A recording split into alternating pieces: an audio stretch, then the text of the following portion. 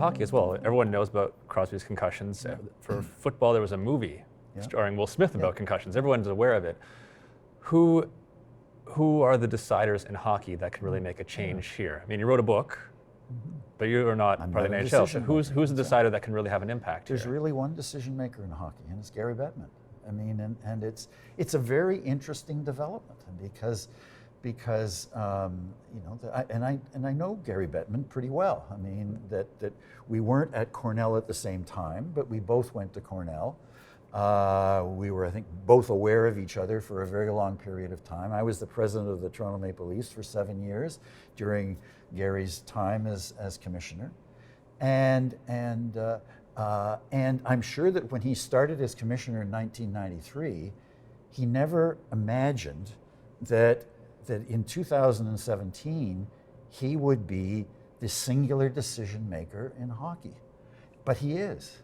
And he has earned it. He's earned it by being smart, by being adept, by being capable, and using all of those things, of developing a respect and a reputation within the National Hockey League and within the owners and the Board of Governors of the National Hockey League.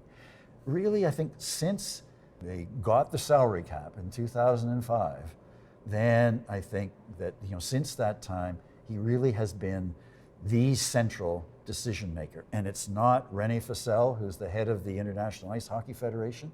It's not Don Fehr, who's the head of the NHL Players Association. It's not the head of Hockey Canada or USA Hockey or any of the others.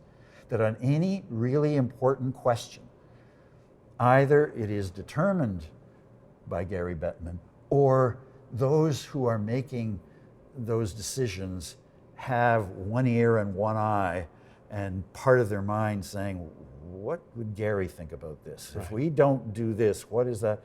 And so to me, this is all the good news. I mean, and Gary is completely capable and he has absolutely the ability and has absolutely the status and the authority to do what needs to be done. What I've always assumed, and I've watched decision makers, and I've been one myself, is that the biggest obstacle to making a different decision, and one that may be a better decision, is you have no idea how to do it. Like you can see that there's a problem, but unless you can imagine an answer to the problem, you're cut off at the knees. I mean, what do you do? I know we should be doing more, but I have no idea what to do.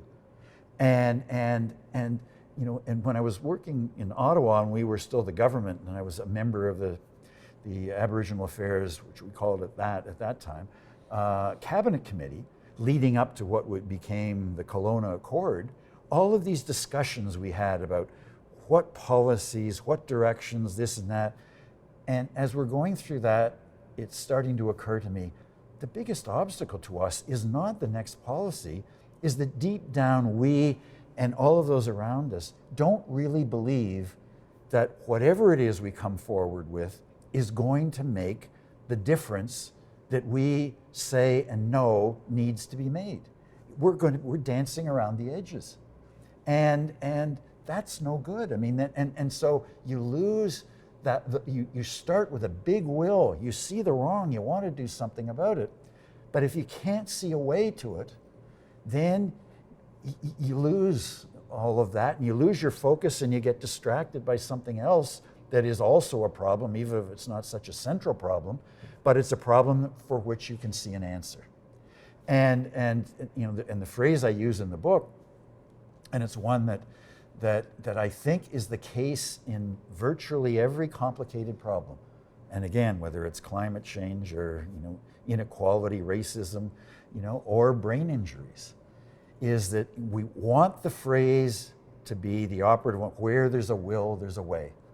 We know that is true. We've lived the truth of it. We love the truth of it. But when we get down to the complicated, tough ones, it gets flipped. And what it is really is, where there's a way, there's a will. Because I'm giving you will that's going to end up going nowhere, and frustrated will hurts too much.